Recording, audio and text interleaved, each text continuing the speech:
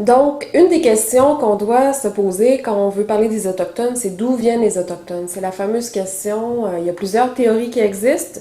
Vous avez sûrement déjà entendu parler de la théorie du détroit de Bering, qui est assez commune. Mais il y en existe d'autres, des théories, donc j'aimerais qu'on les regarde ensemble aujourd'hui. Donc, la fameuse théorie du détroit de Bering raconte que pendant l'âge glaciaire, l'océan aurait diminué d'à peu près une centaine de mètres, créant un pont terrestre d'à peu près 85 km entre l'Asie actuelle et, je dirais, l'Alaska. Et donc, en baissant le niveau de l'eau, il y a un pont, donc il y avait un morceau de terre finalement qui a été à découvert.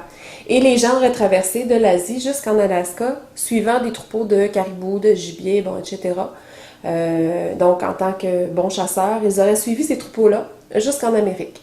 Et donc, de l'Alaska, les gens à l'époque se seraient dispersés un peu partout en Amérique, du Nord, du Sud, et c'est comme ça que les premiers habitants seraient arrivés finalement en Amérique.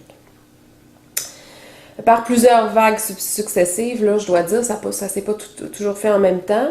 On parle environ d'une année on parle de 18 000 ans à 12 000 ans à partir d'aujourd'hui. Donc, sur une période d'environ 6 000 ans, ce serait fait, là, cette migration-là, de l'Asie vers l'Amérique. Une autre théorie du peuplement, c'est la route du Pacifique.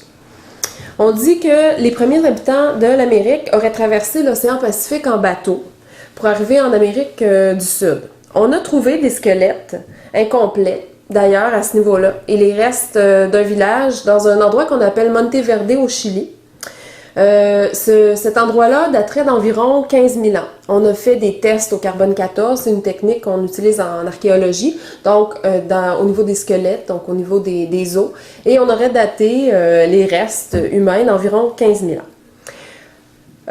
Ces squelettes-là auraient également certaines caractéristiques des peuples polynésiens ou des aborigènes d'Australie. Donc, il y a quand même des similitudes physiques qu'on aurait retrouvées également en Amérique du Sud. Donc, ça, c'est quand même intéressant.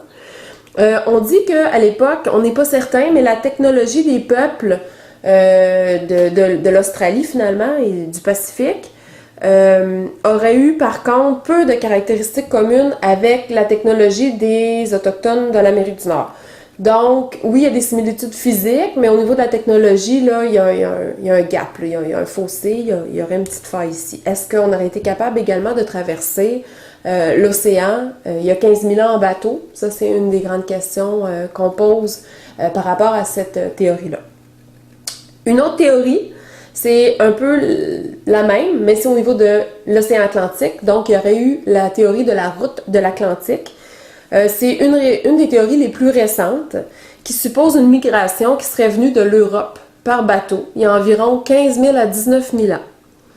Il y aurait certaines similitudes culturelles et physiques entre la culture Clovis de l'Amérique du Nord et la culture des Solutréens qui habitaient le nord de l'Espagne aux mêmes époques. Donc, il y a des preuves archéologiques qui ont été retrouvées à l'appui. Il y a un squelette d'un homme qu'on a appelé l'homme de Kennewick, il a été daté au carbone 14 de 9460 ans et qui semble être d'origine européenne, qui a été découvert à Washington ou dans l'État de Washington. Donc, au niveau physique, on a reconstitué de quoi pouvait avoir l'air l'homme qu'on a retrouvé, le squelette de l'homme qu'on a retrouvé à Washington, et effectivement, il y a beaucoup de similitudes avec le peuple solutréen qui vivait au nord de l'Espagne. Encore là, est-ce qu'on était capable, il y a environ 15 000 à 19 000 ans, ou bon, même 10 000 ans, de traverser l'océan Atlantique en bateau? Quand on connaît, il n'y a même pas 500 ans, quand Jacques Cartier est arrivé, les difficultés là, qu'ils ont pu avoir également à ce niveau-là. Est-ce que c'est possible? Voilà la question qu'on se pose. Ça, c'est la troisième théorie.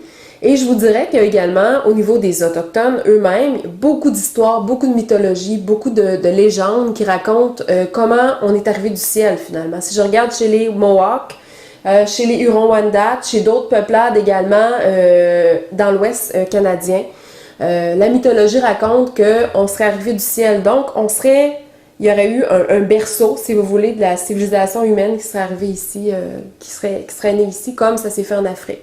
Ça, c'est une autre des théories. Alors, voilà pour les théories du peuplement de l'Amérique du Nord.